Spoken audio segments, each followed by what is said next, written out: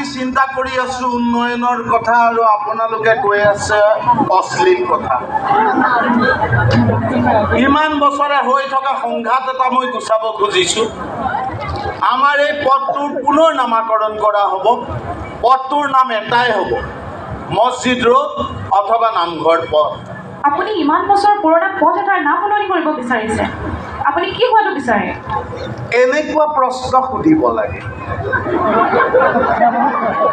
আচলতে মই মোৰ সমষ্টিটোক এটা টুৰিষ্ট প্লেচ বনাব খুজিছো।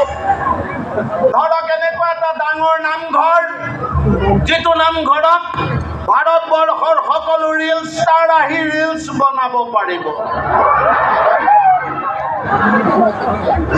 ইতিমধ্যে মই নামঘৰক লৈ এটা বৰগীত লিখিব দিছো অষ্ট্ৰেলিয়াৰ এগৰাকী সুন্দৰী গায়িকা।